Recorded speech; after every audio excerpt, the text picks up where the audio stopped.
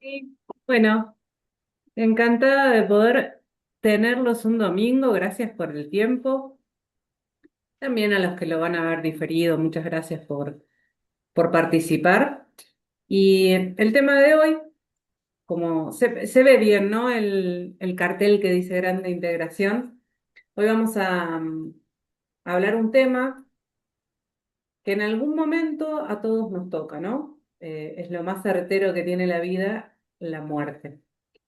Yo soy tanatóloga y también medium, además de terapeuta holística. Por eso es que me gusta impartir este tipo de talleres, porque además de todos esos títulos que acabo de mencionar, también soy un ser humano que ha tenido experiencias cercanas a la muerte y también he perdido familiares y personas muy cercanas a mí, con lo cual también voy a hablar desde la experiencia sobre qué es el duelo y también de la experiencia en mediunidad, ¿no?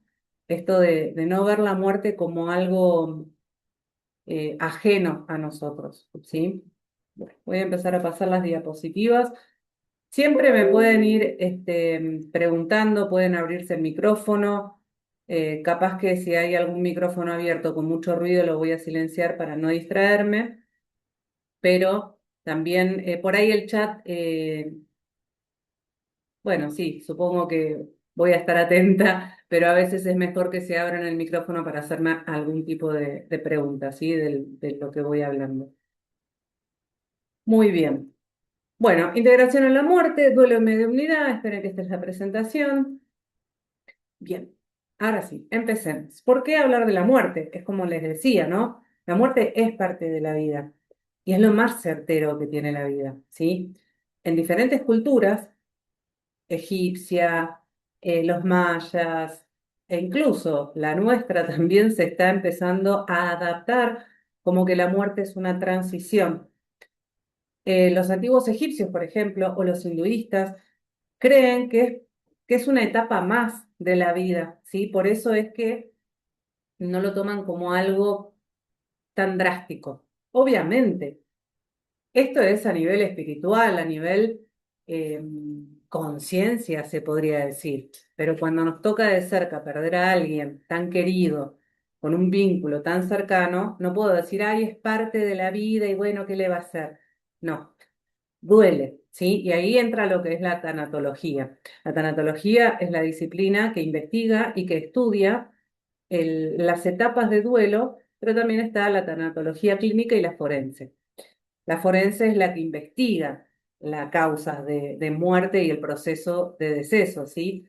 Pero hoy nos vamos a enfocar más a lo que es la tanatología clínica y también la mirada desde la mediunidad, que es algo esotérico, espiritual, que no tiene a ciencia cierta, no es una ciencia exacta, pero existe. Y puedo dar prueba de ello. Y acá hay muchos alumnos míos que o están o han estudiado conmigo mediunidad, y la mediunidad es la capacidad que tiene el ser humano de poder conectar con esta energía sutil, que es lo que queda, digamos, de la separación del espíritu y el cuerpo físico.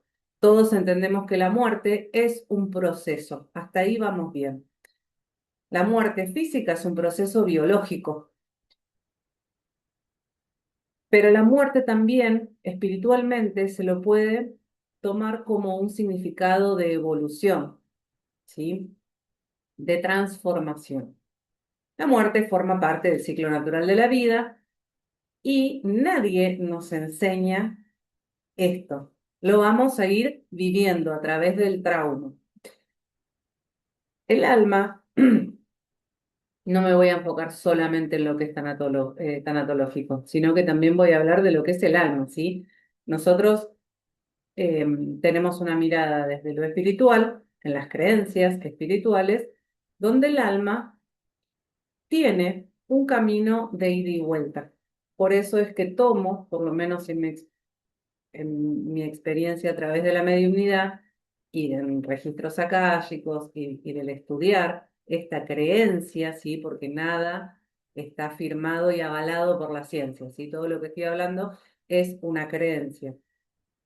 El alma cada persona, ¿sí?, que se acerque a su hora de partida tiene una nota de conciencia. ¿Qué quiero decir con esto? Todos conocemos la fecha de nacimiento, aunque a veces en algunos casos por ahí nuestro documento dice una fecha, pero nacimos en otra, o en la clínica me notaron tal hora y en realidad era otra, pero todos sabemos el día en que nacemos, porque me lo contó mamá, porque lo dice un documento, etcétera. ¿Y qué pasa con la hora de caducidad? También tenemos. Álmicamente es un pacto, un acuerdo donde el alma antes de encarnar en el útero materno ya sabe qué espacio sociocultural elige, y sí, elegimos dónde y en qué espacio, tanto en lo que es mi clan familiar como la diversidad de culturas. ¿Por qué digo que elige? Porque el alma tiene que aprender en este mundo tridimensional ciertos propósitos a través de la experiencia. No es casual que hayamos perdido a alguien a través de la muerte, tan cercano, tan querido, y por qué en ese momento. ¿Qué debo aprender de este suceso?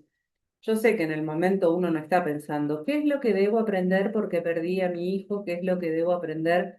En el momento la psique se estruje toda, pero no, con el tiempo entendemos para qué vino esa persona a tener ese vínculo tan fuerte conmigo y qué es lo que debo aprender después de su partida, o durante o en ese lapso, ¿sí?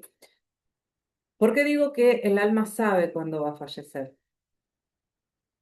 Algunos videntes, algunos que puedan llegar a tener su videncia o su percepción desarrollada, puede llegar a tener de manera consciente de qué me voy a morir. Por ejemplo, em, no sé, que tenga que ver con algo de la sangre, algo con asfixia, algo con, pero no voy a saber qué día, ni a qué hora, ni de qué manera, ¿sí?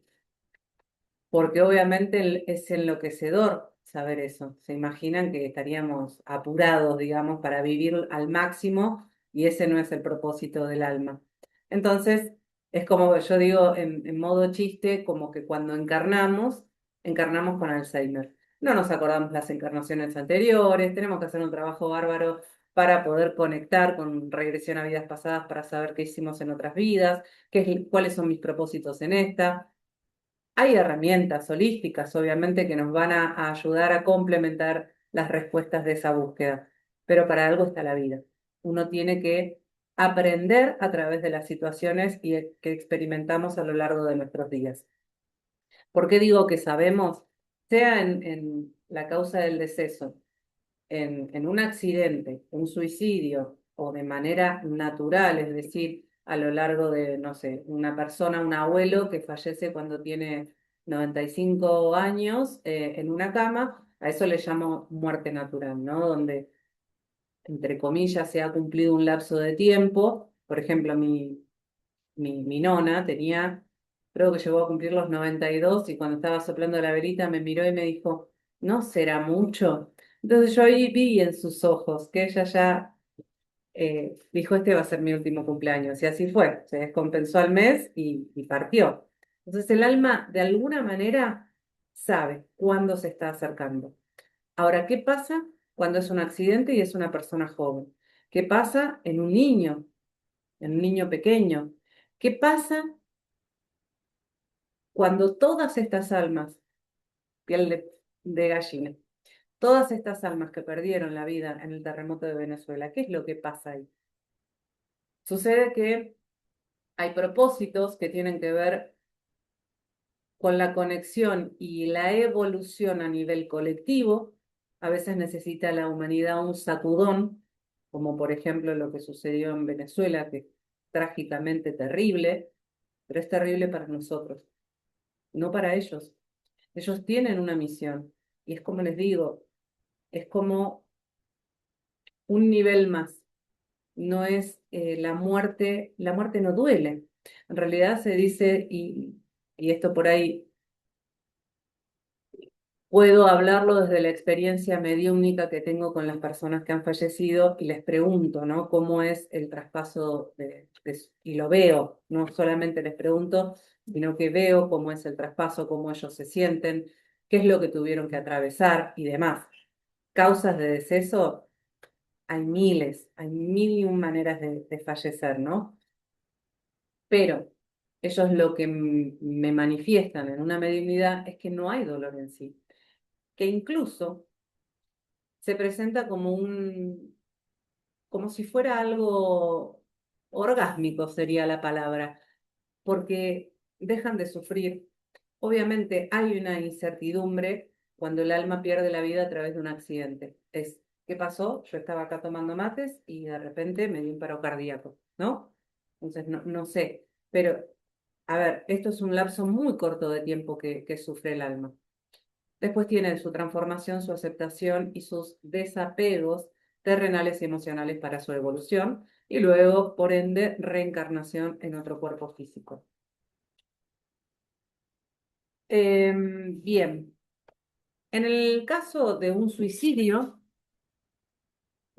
la persona generalmente que toma la decisión del acto de quitarse la vida no está obviamente en sus cabales o porque sufre bipolaridad o porque sufre una depresión extrema. Todo se lleva a cabo en esos pocos días previos.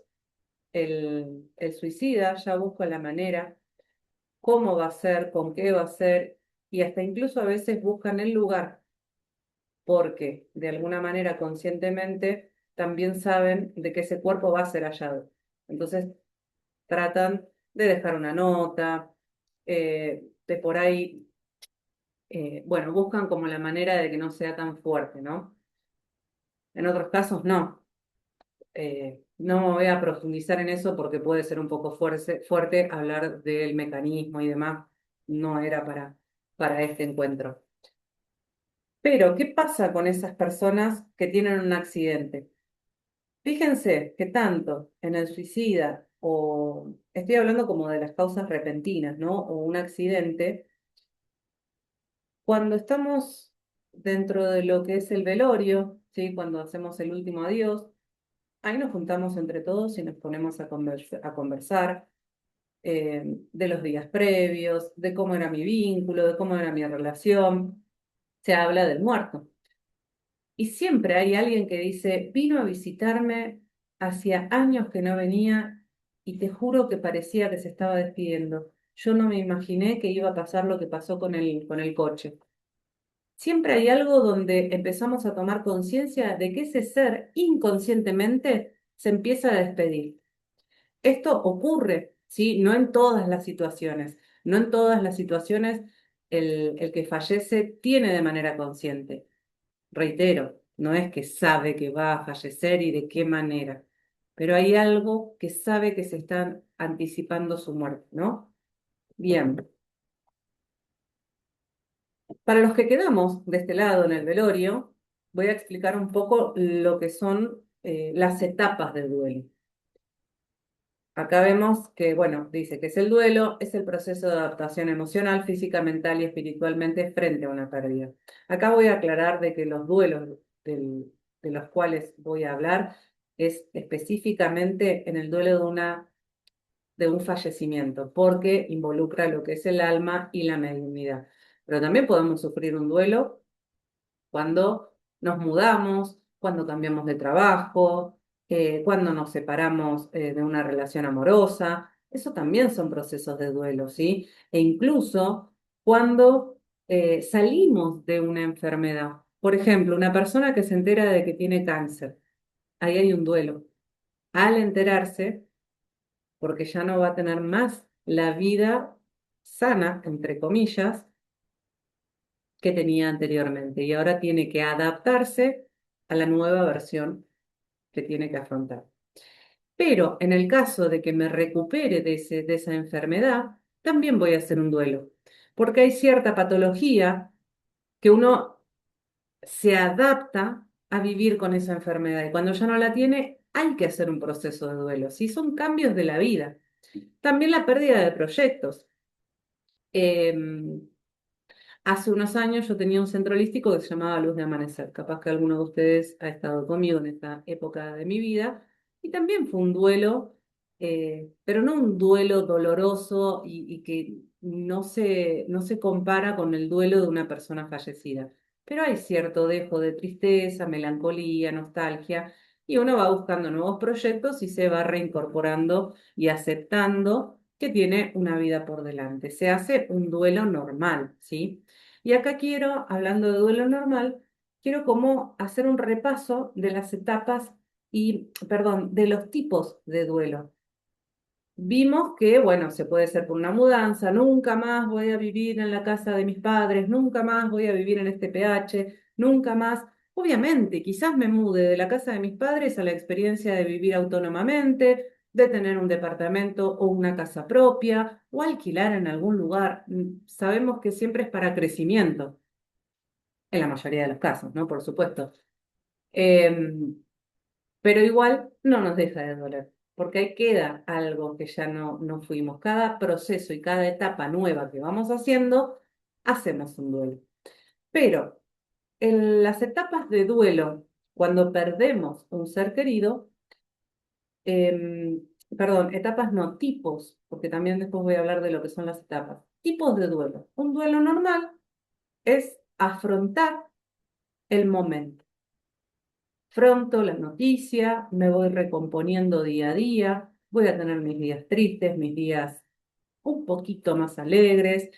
Seguramente en la primera etapa voy a estar más aislado o no voy a tener hambre o voy a tener poco sueño, ¿sí? Pero el cuerpo, en el sentido de del tipo de duelo normal, el ser humano se amolda, ¿sí? Es flexible y se adapta a una nueva experiencia, porque empieza a convivir y aprender a convivir con la ausencia física.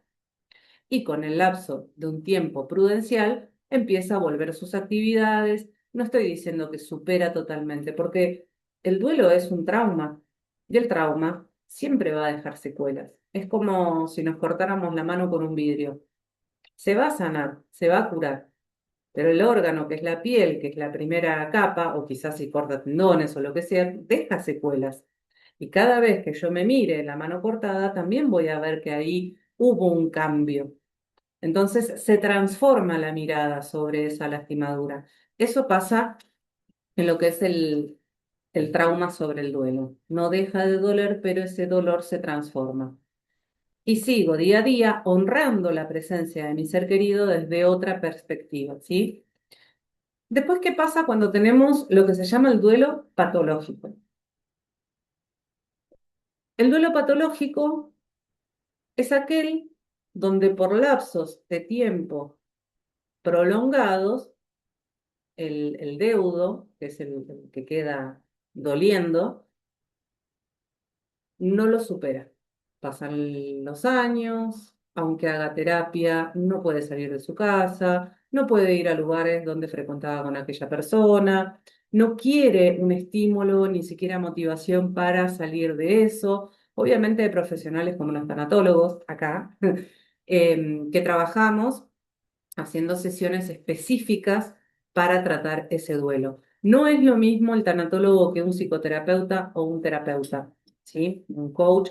Es diferente porque lo que abordamos es el duelo en sí y hacemos ejercicios para que esa persona empiece a elaborar el duelo de manera práctica, con conciencia. En cambio, por ahí un terapeuta puede estimular ciertas áreas, puede acompañar, pero por ahí está meses y meses y meses atendiendo a esa persona. El tanatólogo hace 20, 15 sesiones como mucho y ahí tiene que derivar, en caso de que no vea mejorías, tiene que derivar a psiquiatra o a psicoterapeuta, ¿sí? Bien, el patológico es aquel que no vemos cambios positivos, que la persona sigue enredada en el mismo duelo.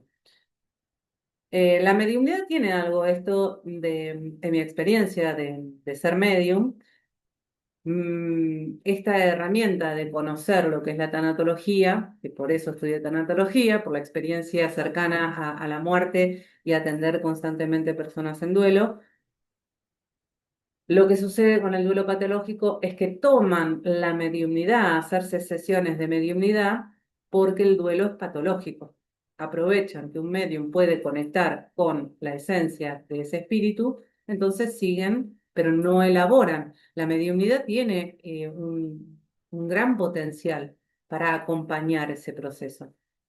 Y algunas de ustedes son medium acá. Entonces, es una herramienta preciosa y única que acompaña tanto al deudo como a los familiares o los consultantes para acompañar esta transición, esta transformación del trauma, porque nos enseña a que el espíritu sigue con nosotros, pero como decía antes, es aprender a convivir con la ausencia física, que no es lo mismo que lo energético. Ellos nos van a dar un montón de señales de que están. Pero bueno, volviendo, porque eso lo vamos a ver más adelante. Volviendo. Entonces, el patológico es este que no se supera. Después tenemos el duelo que es inhibido. El duelo inhibido puede ser, por ejemplo, una persona fallece, supongan una madre. Y el hijo va al velorio, los ve a todos llorar, y el hijo ya está pensando que mañana tiene un vuelo por trabajo, bueno, pero mamá ya estaba enferma, ni una lágrima, ¿no? Como que pone cierta distancia ante la tristeza. El inhibido es aquel que, supongan, esa persona cierra el velorio, toma el vuelo, se va a Estados Unidos a cerrar sus negocios y le sale mal ese trabajo. Habrán pasado 3 meses de la pérdida de su madre, donde no se derramó ninguna lágrima, ¿no? Estoy poniendo entre comillas esto de derramar lágrimas. Hay personas que no lloran, pero la tristeza se manifiesta de otra manera. En el inhibido no hay señales de tristeza. ¿Por qué? Porque lo voy rechazando. Entonces, esa persona a los 3 meses, el negocio ese que estaba haciendo le sale mal y ahí empieza a llorar como una muerte. Pero por ahí era la posibilidad de que le saliera con otro cliente mucho mejor, más potencial y demás. Pero las personas le dicen, ¿cómo puede ser que te pongas mal por esto? Todo tiene solución y ahí empiezan a llorar desconsoladamente. Y lo que está llorando es la pérdida de su madre, ¿sí? Ese es el duelo inhibido. Después tenemos el aplazado. Perdón, el aplazado no, el ambiguo, que es lo que pasó en Venezuela. El duelo ambiguo no se encuentra el cuerpo. Entonces, es desesperante, pero a la vez esperanzador.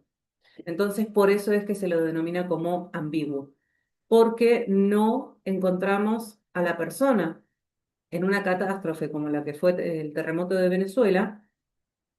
Hay millones de personas que están desesperadas por saber, no sé si millones, miles, cientos de personas, buscando a sus familiares sabiendo que el piso uno quedó abajo de otros 15 que estaban arriba, con lo cual el porcentaje de vida de esa persona puede ser un 1%. Pero igual, como siguen apareciendo cuerpos vivos, uno cree y está esperanzado porque esa persona siga con vida. Y pasan los días, y pasan los meses, y pasan los años. ¿Se acuerdan del tsunami de Japón en el año, no me acuerdo si era 2006 o 2001, pero bueno, fue una catástrofe muy grande donde se han perdido docenas y centenas de cuerpos y las personas que no pudieron dar con su familiar, también al día de hoy, siguen experimentando el duelo porque siguen teniendo la esperanza. ¿Se entiende la diferencia que es? Yo creo que debe ser el duelo más eh, obviamente no puedo hablarlo desde la profundidad del tema porque no me ha tocado, pero es uno de los duelos más dolorosos, porque uno siempre está esperanzado de que esa persona vuelva. Aunque pasado el tiempo, pasados los años, uno empieza a tomar la idea concreta de que esa persona ha fallecido. Pero al no tener el cuerpo, no se ha podido hacer la despedida ni la ceremonia, entonces no es real. Lo mismo algo pasó con el COVID. En el COVID es importantísimo tener la ceremonia de despedida, ¿no? Esto del velorio, sea que sea cajón cerrado o íntimo o algo más público, de la manera en que sea, ¿sí? es importante que para nosotros hacer este tipo de rituales, porque le habla a la mente de cerrar un ciclo. En el COVID sucedió que no podíamos despedirnos de nuestros familiares, que no podíamos entrar, que no podíamos acompañarlos en el proceso y todo eso, por supuesto, generó un poco de este duelo ambiguo porque el no poder cerrar y tener en concreto la mente cuando está en duelo, la mente, yo siempre pongo el ejemplo de un papel. Cuando arrugamos un papel, no podemos leer absolutamente nada de lo que estaba escrito en un papel cuando está arrugado. Lo mismo pasa con la psique humana. Queda totalmente restringida a cualquier tipo de información externa. Entonces, si yo no hago la ceremonia de duelo, obviamente ese papel para que después se pueda abrir y empezar a comprender va a ser más difícil que si yo hago la ceremonia. No significa que el dolor sea de una manera u otra. Por eso hablaba de los tipos de duelo.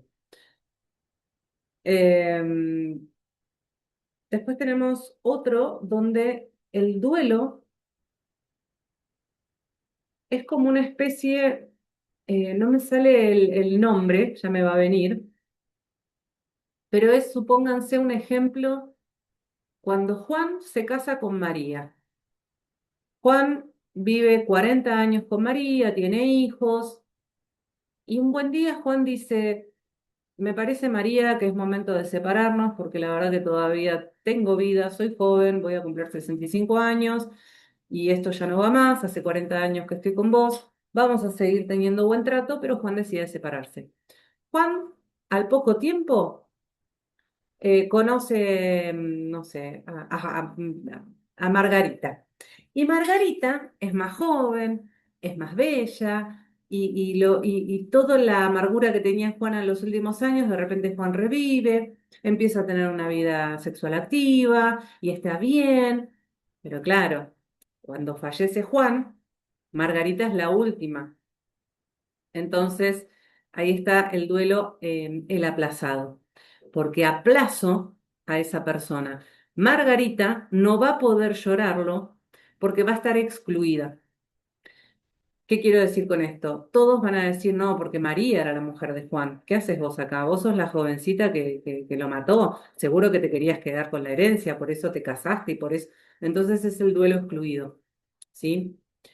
Esto pasa generalmente en las parejas, también puede haber otro ejemplo, pero bueno, pongo este porque es un ejemplo más común, donde Margarita no puede arrimarse al velorio, no puede despedirlo porque los hijos la tratan de, de una suripanta, entonces la excluyen. Y ese duelo para Margarita es sumamente doloroso y doble, porque no tiene acceso a poder hablar de Juan. El deudo, cuando está en proceso de duelo, necesita juntarse con personas que conocían a Juan, a sus hijos, estar para ser escuchados y estar para poder hablar del muerto. Y cuando esta persona queda aplazada, excluida, tiene doble tarea. Es muy difícil ese duelo. Todos los duelos en sí, ¿sí? Bien, etapas. Las etapas de duelo no significan que como estén puestas acá sean lineales, pero la primera etapa, la que primera se presenta, es la del shock. Es la noticia. ¿Y qué pasa cuando nos dicen Juancito se murió? Juancito falleció. ¿Qué es lo primero que decimos? No, no te lo puedo creer. No, no, no, esto no lo creo. Es la negación. Es automáticamente después de la noticia, del impacto. Una vez que supónganse, aunque esa persona estaba a punto de fallecer porque estaba en el hospital, no lo podemos creer. Necesitamos corroborar con nuestros ojos y en nuestra presencia que Juan ya no está. E incluso así, vamos al hospital, lo vemos a Juan y ¿qué decimos? Parece que está dormido. Eso es la etapa de negación. Después está la de negociación. Entonces, seguida, y esto aclaro y reitero una y otra vez de que no van a ser lineales, pero generalmente se presentan así, después vuelve a aparecer una, vuelve a aparecer la otra. Eso es el proceso de duelo, es algo natural que suceda esto. Después tenemos la del enojo. el enojo hacia con la persona, buscamos un chivo expiatorio, por ejemplo, en un accidente de tránsito. No, no lo puedo creer, no puede ser. Ese donde está, hay que meterlo preso. Buscamos a alguien por tanto enojo, por tanta ira. ¿Cómo puede ser que se fue tan joven? Tenía hijos y empezamos con toda la parte del enojo. Después de la negociación. La negociación nos invita a pensar en esas hipótesis, por ejemplo, de decir, bueno, pero eh, pongo el ejemplo también de un accidente vial, ¿no? Yo estoy en un auto manejando, que yo soy la conductora, pero el que fallece es el que tengo al lado. Entonces ahí empezamos con la negociación. Porque si hubiese sido así, ¿por qué no fallecí yo? ¿Por qué el choque fue por este lado y no por este? Para algo tenía que haber pasado esto y nos empezamos a dar todas las hipótesis habidas y por haber para tener negociación. Y la negociación, acá también entra el tema desesperado del llamado a la mediunidad. Yo no acepto sesiones de mediunidad, por ejemplo, y a mis discípulos tampoco les aconsejo que tomen sesiones de mediunidad sin tener por lo menos 6 meses de fallecido a la persona a la cual vamos a hacerle la mediunidad. Vamos a conectar, ¿no? Le vamos a hacer a la persona viva. Porque acá en la parte de negociación es el llamado desesperado de buscar un medium para que me diga cómo está, qué pasó. Pero también tenemos que dar el tiempo prudente al deudo, a la persona que está doliendo toda esa situación, para que pueda procesar la noticia y estas etapas que estoy hablando del duelo. Finalmente aparece la tristeza, falta de sueño, no quiero comer, o incluso algunos, como yo, que tengo la voracidad oral, que cuando estoy nerviosa o estoy triste, como. Algunos pierden el apetito, otros pierden el sueño o incluso otros pueden tener somnolencia, que quiere decir que me tapo todo el día con estoy todo el día metido en la cama y ahí aparece lo que es la tristeza.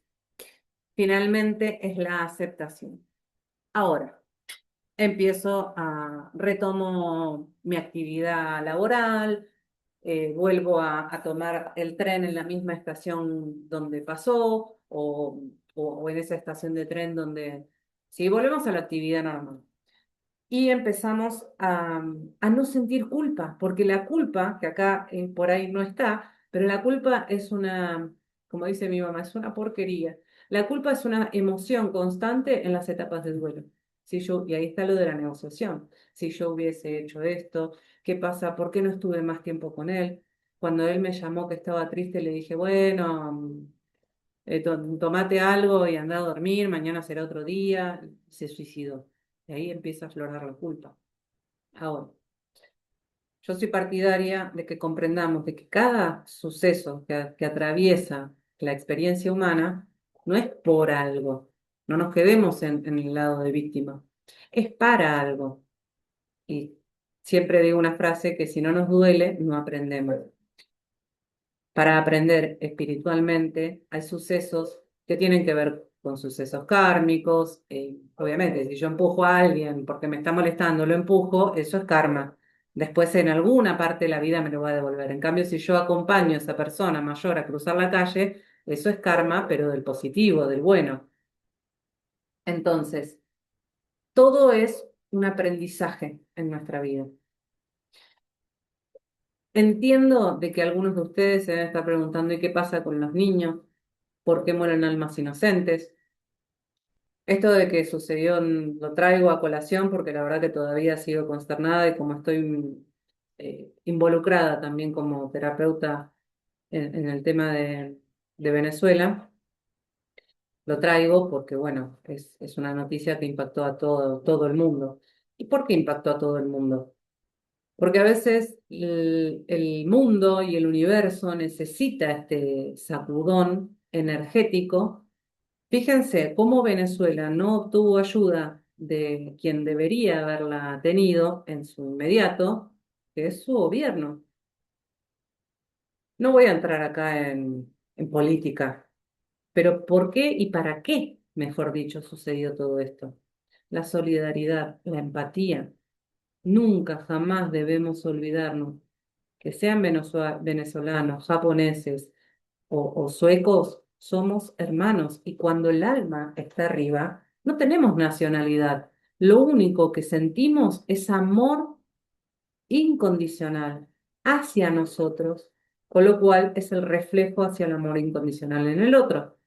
Cuando venimos a encarnar en esta tierra, con Alzheimer, nos olvidamos de que arriba, digo arriba, ¿no? Porque es un espacio etérico, em, tenemos el amor incondicional.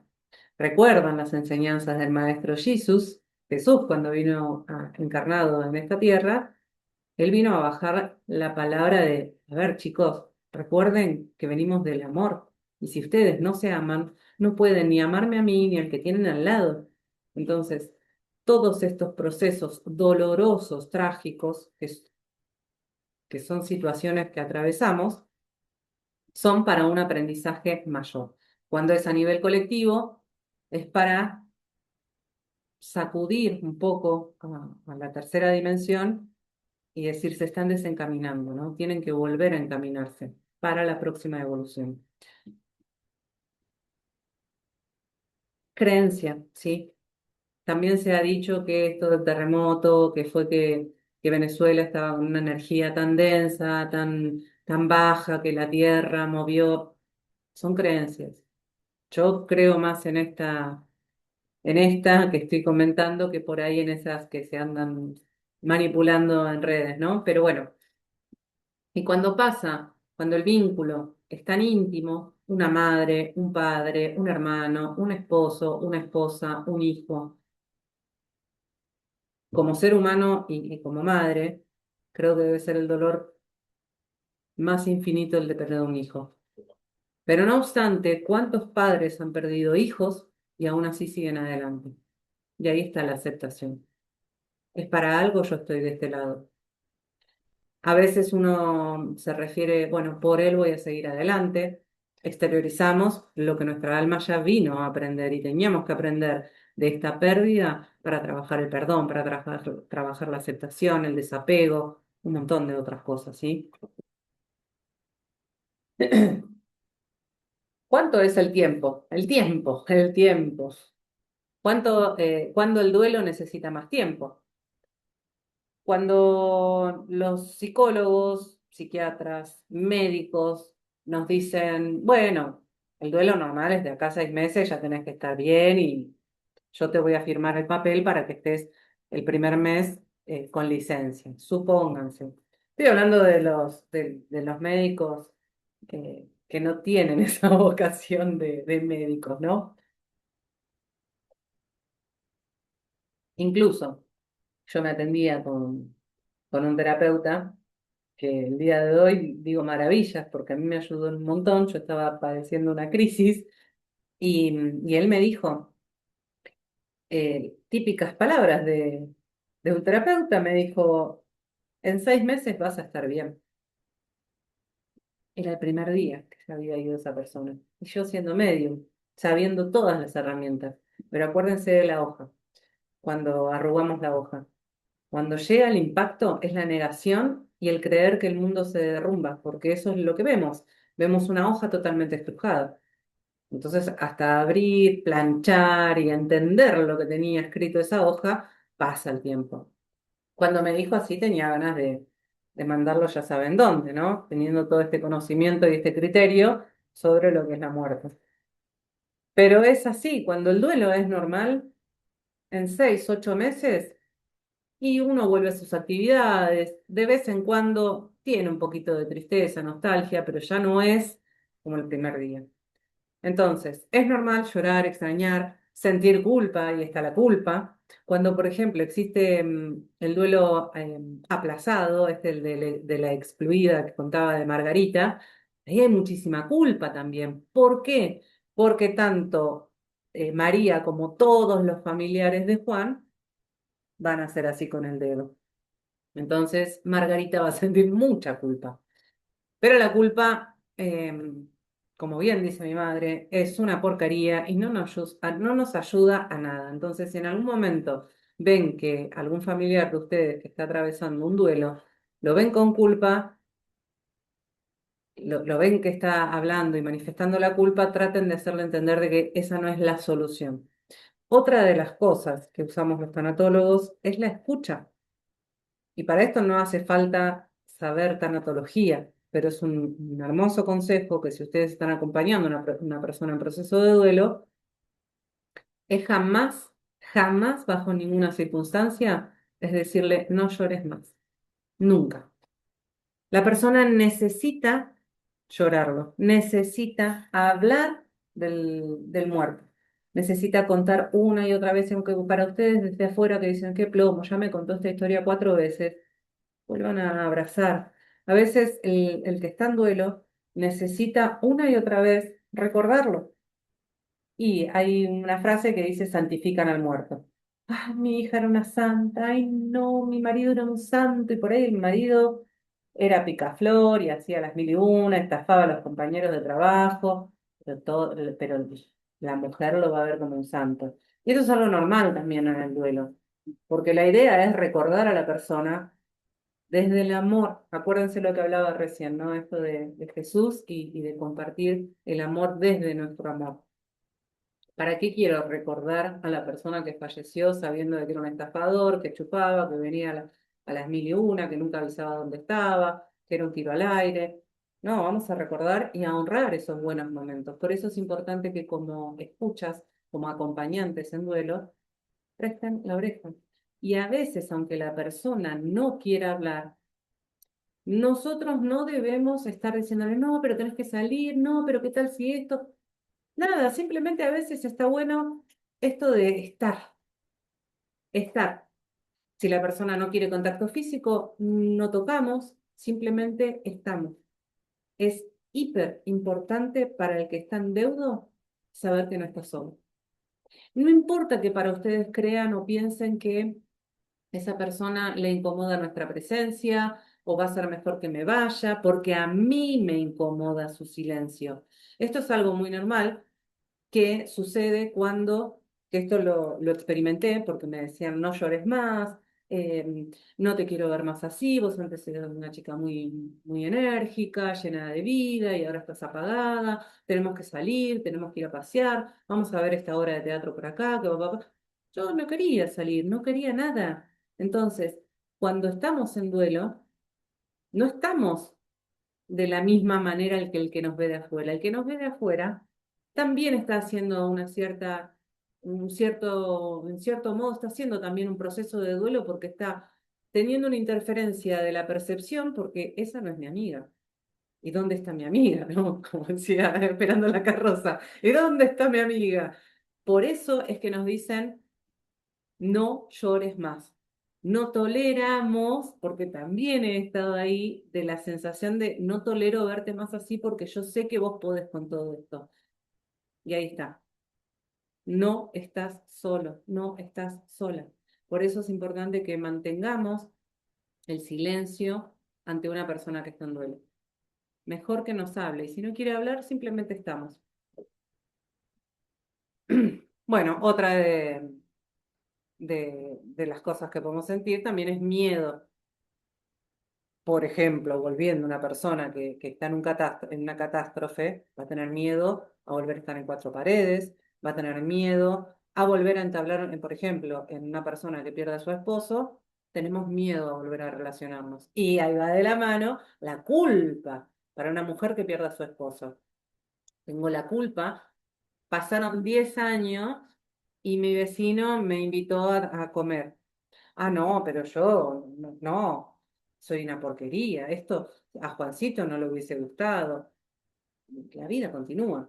Y Juancito va a estar feliz. Yo con que tengo experiencia, ardua experiencia en mediunidad, ellos se alegran de que ustedes retomen la vida y no están engañando a la persona, ¿sí? ¿Qué significa integrar la muerte? Como digo, se resignifica desde otra perspectiva, esto de honrar no significa olvidar. Uno no se olvida nunca de lo que vivimos.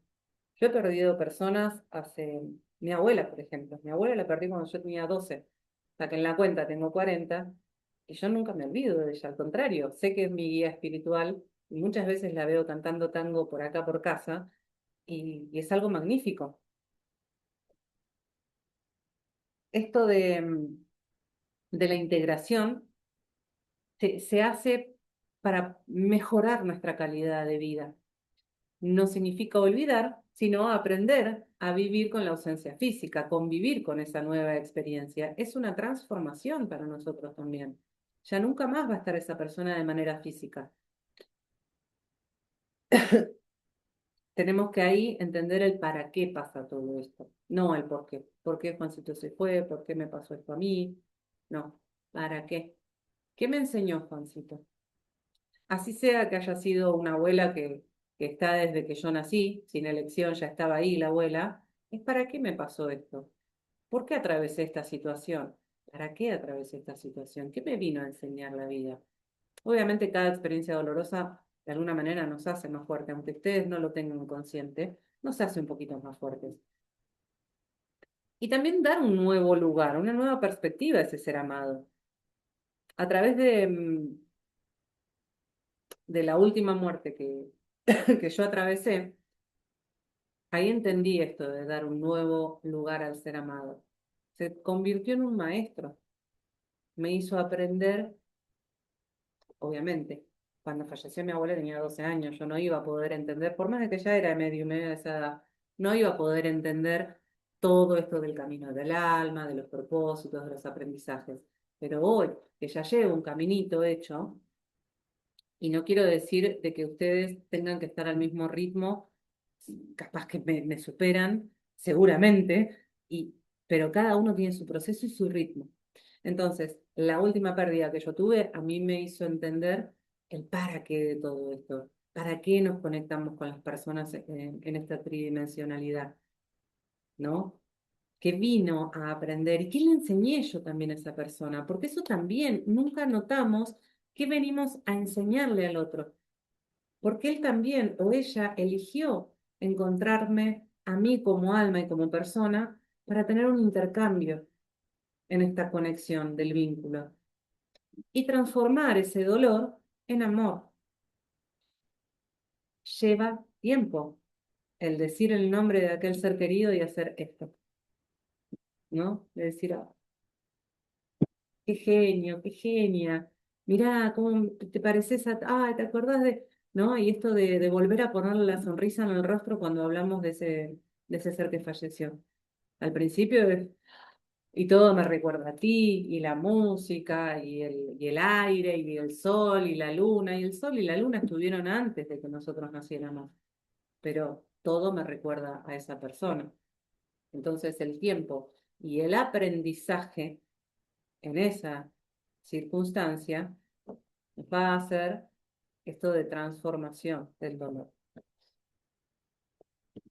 Bien, la mirada del medium. Acá entro en acción. La mediumnidad, cuando yo era muy pequeña, ya vino instalada conmigo, pero me asustaba porque dentro de mi habitación había un montón de gente que yo solo la podía ver y cuando le decía a mi madre, a mi padre, me decían, no, pobrecita, va a haber que hacerle más anteojos, me decían que era cansancio de la vista, que veía tele, que leía historias. Bueno, hasta que después de grande me empecé a dar cuenta de que tenía que hacer algo con esta capacidad. Y ahí empecé a hablarles, sin miedo. Perdí el miedo, pero lo tuve que hacer sin información previa. Por eso doy los cursos de mediumnidad, para que no tengan miedo. Eh, bien, lo que a mí me llevó a hacer sesiones de mediumnidad era poder ayudar y darle conciencia al otro que no tenía esta capacidad desarrollada y no significa que ustedes que no tengan la capacidad desarrollada, no significa que no la pueden desarrollar. Todos los seres humanos tenemos la capacidad de conexión sutil con esa energía, que son las almas, son los espíritus. Obviamente, hay bloqueos emocionales, bloqueos mentales que nos impiden por ahí trabajar lo que es la clarividencia, que es la parte visual de la mediunidad. Podemos sentir por ahí escalofríos, entramos a un lugar o sentimos escalofríos en una parte del cuerpo, eso también son señales, ¿no? Em, de que están ellos. Pero obviamente decimos, nada, me pareció sentir la voz. Ay, sentí como la voz de papá. Uy, sentí el perfume. Bueno, son señales. La mediunidad es la capacidad de que podamos como seres humanos comprender que la muerte no termina en ese ataúd, sino que es una transformación de vida. Es eterna el alma. No nos vamos a morir nunca, lamento informarles. Nada más que hacemos ese traspaso de cuerpo físico porque por ahí sería como medio monótono, muy aburrido tener 400 años con una misma vida. Entonces tenemos que ir cambiándonos de atuendo, de personaje, y todos nosotros acá ya nos hemos conocido una y otra vez. Pero como les digo, venimos con Alzheimer. Entonces por ahí yo no recuerdo a Fernanda, no recuerdo a Nati o no recuerdo a Beatriz. Pero eh, el alma sí. Entonces la mediunidad también es para que el consultante que viene a una sesión de mediunidad pueda trabajar el proceso de duelo desde otra mirada. A mí la mediunidad me ayudó muchísimo a comprender esto. Cuando mi abuela falleció a los 12, yo tuve muertes anteriores, pero no un vínculo tan cercano. Yo empecé a tener muertos a mi lado desde los 6 años. Pero mi abuela, y en ese mismo año fallece mi mamá de corazón, fallece mi abuela y fallece mi tío todo en un mes. En ese mismo año, y mi mamá de corazón, que no es la de sangre, pero es la que me crió. Entonces tuve un lapso de psiquis destruido en tan poco tiempo. No, sin embargo, yo los podía ver. Entonces, ahora hoy de grande entiendo que poder tener esa conexión no significa hacer un duelo patológico, porque si los puedo ver sigo entablando la relación con un fantasma, no, significa saber que ellos nos van a acompañar siempre, siempre, siempre están cada vez que nosotros los necesitemos desde esa mirada, pero nosotros tenemos que seguir acá, enraizados en el planeta Tierra. ¿Se entiende? Es difícil.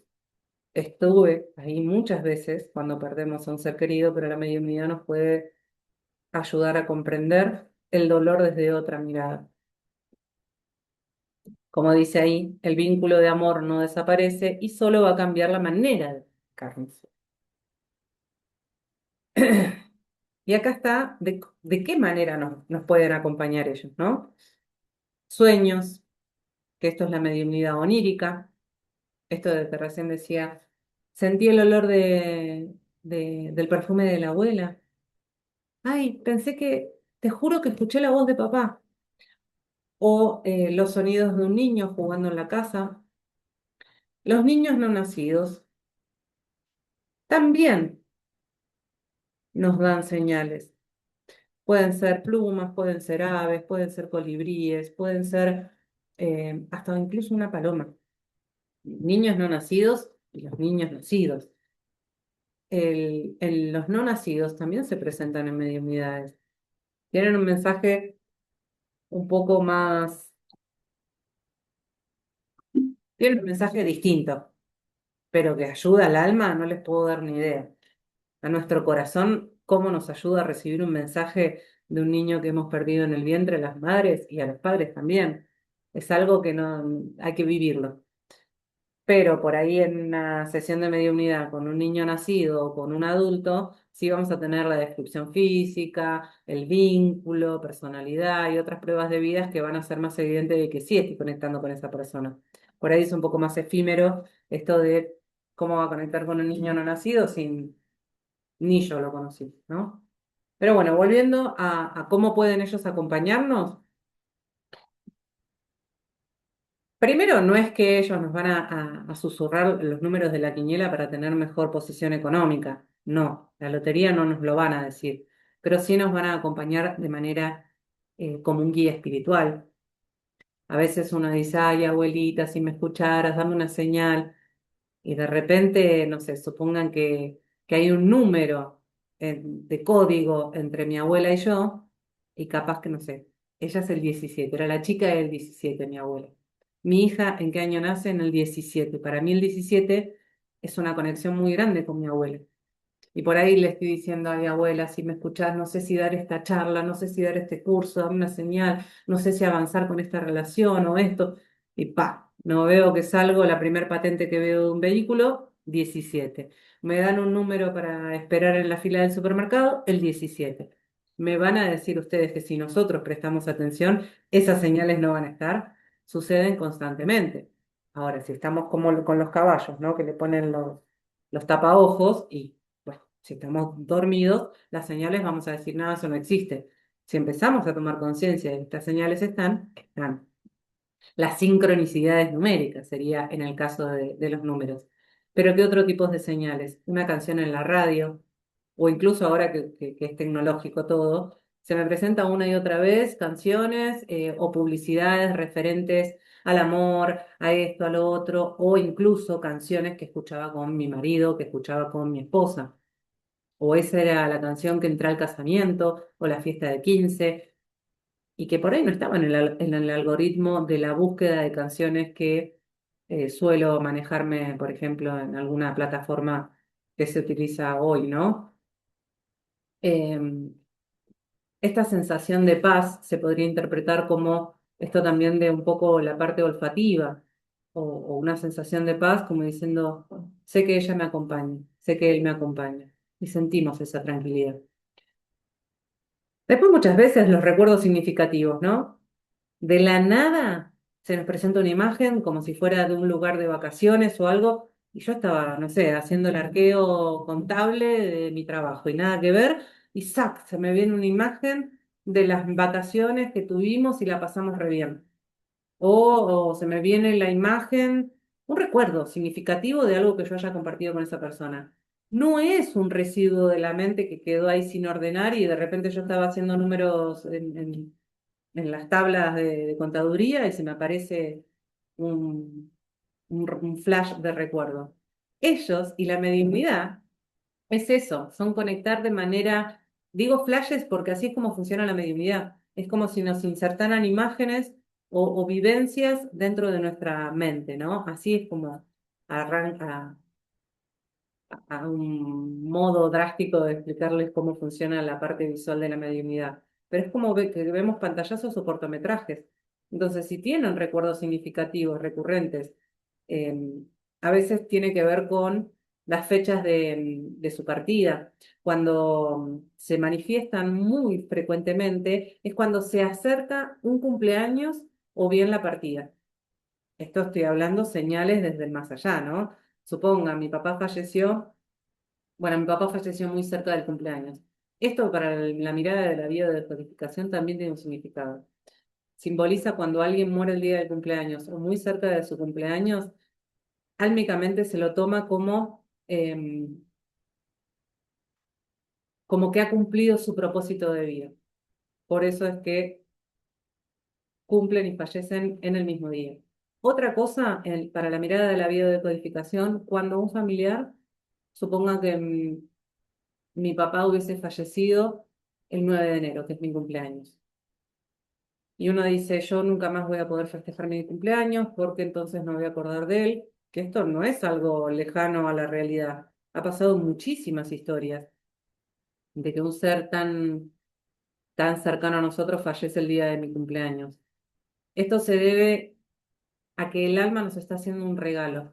Es una honra a nosotros. Por eso en nuestro cumpleaños nos ofrece su partida. Obviamente, ¿con qué nos quedamos? No, me atravesó el día de mi cumpleaños, por no decir otra palabra, ¿no? Pero, pero en realidad, simbólicamente y transgeneracionalmente se trabaja esto. Es la honra y el regalo, el presente que ellos nos hacen para el día de nuestros cumpleaños. Las intuiciones también tienen que ver con esto de los flashes que les voy mencionando. Cada uno va a percibir de distinta manera. La mediumnidad no es simplemente la única que existe, la visual. Tenemos un montón de tipos de mediumnidad, no los voy a decir ahora, pero hay un montón de maneras de conectar. Nosotros somos cuerpo físico. Para saber que este vaso tiene agua, primero estoy usando la vista, después el tacto, porque estoy sintiendo que está más pesado que lo que conozco un vaso vacío. Y lo otro, el gusto. Cuando tome me voy a dar cuenta si es agua, si es licor o si es jugo y la capacidad de mi mente que discierne si qué corno tiene el agua, ¿no? O qué tiene el vaso, digamos. De igual manera funciona la mediunidad. a través de mi vehículo, que es el cuerpo físico, yo voy a conectar con ellos, pero utilizando un campo sutil de energía.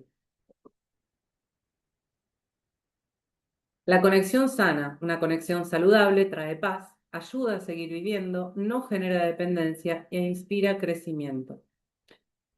Obviamente, cada uno tiene su proceso, su ritmo y su tiempo para sanar en una relación de duelo, ¿no? En una etapa de duelo, en un proceso, mejor dicho. A veces, como decía, las etapas de duelo tienen montaña rusa. ¿Qué quiero decir con esto? Que de repente, cuando ya creemos que estamos en la de arriba de todo, donde es la aceptación, nos vuelve a la negociación, nos vuelve al enojo, nos vuelve a la ira, nos vuelve a la frustración, a la culpa, pim, pam, pum, hasta que eso va disminuyendo y cada vez alguna de ustedes les habrá pasado esto de sentir culpa porque 5 minutos no lo pensé en el día. No. Uy, mirá, no me di cuenta y pasaron 10 minutos y no lo pensé. O no lo lloré. Uy, hoy hice una actividad distinta a las que venía haciendo y me siento culpable porque no estuve en duelo. Vieron que antes, sí, en nuestra cultura y en la de muchos otros, se utilizaba el duelo que las mujeres tenían que estar, yo no me acuerdo si eran 6 meses de luto, vestidas de negro. No recuerdo si eran 6 meses, pero era un cierto tiempo. ¿Dónde era esto? Porque después no tenían esa culpa de, bueno, ya me saqué, ya está, ya hice todo el martirio de estar vestida así ante todos y ya me conecto de nuevo con la realidad, a vestirme la pilcha que usaba siempre, por más de que esto se utilizaba hace, no sé, en los años de mi abuela, por ejemplo, y hasta en los años 50 por ahí se usaba esto de vestir de luto, pero en realidad también era una ceremonia para atravesar la transición de duelo. Bueno, esta es una de las herramientas, que era un poco arcaica, pero también era la herramienta de poder despedir a la persona, de poder hacer el luto vestidos de luto. Otra de las maneras que se utiliza hoy es la respiración consciente. Cuando me vienen todas esas emociones desordenadas, me anclo al presente a través del pranayama, que es la respiración. Cierro mis ojos y lo único que hago es concentrarme en mi respiración. Obviamente, al principio van a tardar 30 segundos y ya van a querer volver a llorar. Mañana lo van a hacer 1 minuto, pasado 2 minutos, y así van conformando lo que es la meditación. Una persona que está en duelo, no le vamos a decir, bueno, relaja, toma aire, vamos a conectar con Buda y vamos a hacer una meditación. No, no existe para una persona que está rota hacer una meditación.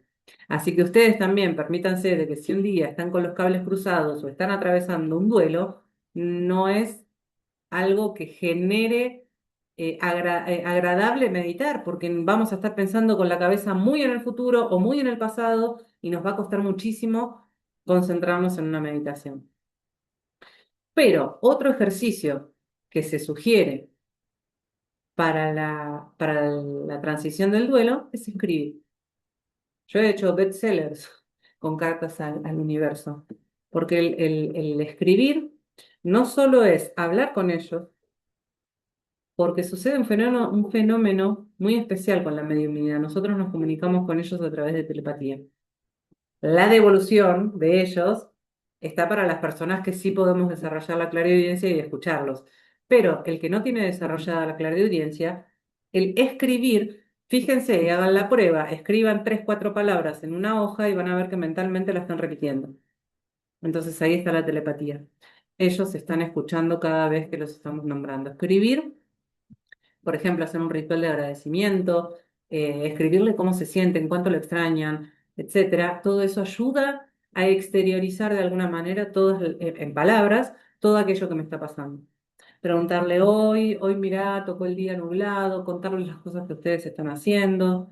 Van a ver que a través de los sueños también se presentan para responder esas cartas. Ritual de agradecimiento. Bueno, hacerle un altar. Esto de prender velas, de hacerle el altar, cuánto tiempo, lo que ustedes consideren necesario porque es para ustedes, más allá de que lo hacen en honra a ellos, es para ustedes. El Día de los Muertos, que se festeja en varios países, quizás en Argentina no están conocidos, más para la parte centroamericana, pero se utiliza hacer ofrendas y altares en esas fechas exclusivas. Por ejemplo, cuando yo pierdo a alguien, yo les hago un altar los primeros, el primer mes, por ejemplo. Hasta que eso también me ayuda a mí a transitar el duelo. Hasta que llega un momento donde digo, bueno, también tengo que retomar mi actividad y si estoy con esto, pegada a esto, siento como que no voy a poder. Entonces necesito un tiempo prenderle una vela al arcángel, a ellos, una vela violeta de transmutación, una vela blanca para que el arcángel Gabriel también eleve esa alma. Bueno, podemos hacer un montón de creencias, ¿sí? Hablar de quién partió. Esto es algo súper importante, que cuando estamos en duelo, cánsense de hablar de quién se fue. Es la única manera de exteriorizar. Y por supuesto, honrar su legado. Honrar su legado sería el último paso, ¿sí? Porque al principio es porque te fuiste, que el enojo, que todas esas etapas de negociación y de ira y todo lo que conlleva el duelo. Pero una vez que hay aceptación, es tener un portarretratos o algo que me identifique con esa persona y decir gracias, gracias por haber estado acá. Hoy festejo mi cumpleaños, alzo la copa porque sé que estás por algún lado, salud y sonreír. Pero para todo eso hay que atravesar todo eso, ¿sí? ¿Alguna pregunta?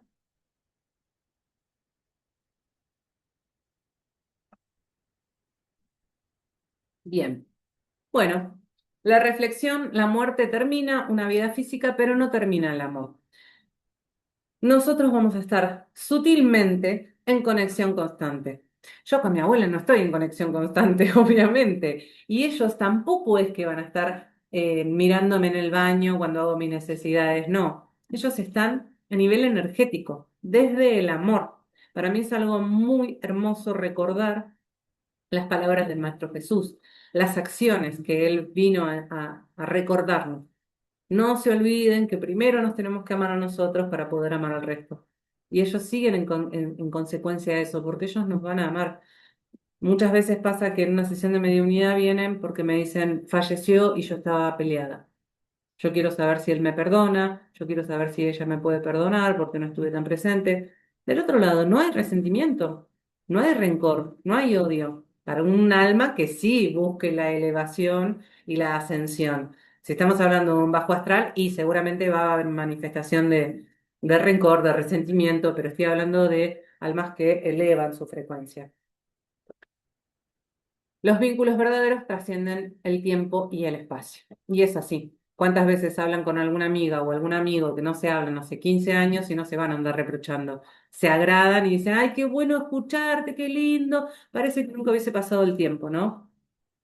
Con ellos es igual. No, no hay tiempo ni espacio del otro lado. Y ellos quizás todavía, para lo que para nosotros llevamos años, sin la experiencia del contacto físico, quizás para ellos hace 5 meses nada más que pasó. Y nosotros por ahí son 10 15 años. Del otro lado no tienen ni tiempo ni espacio.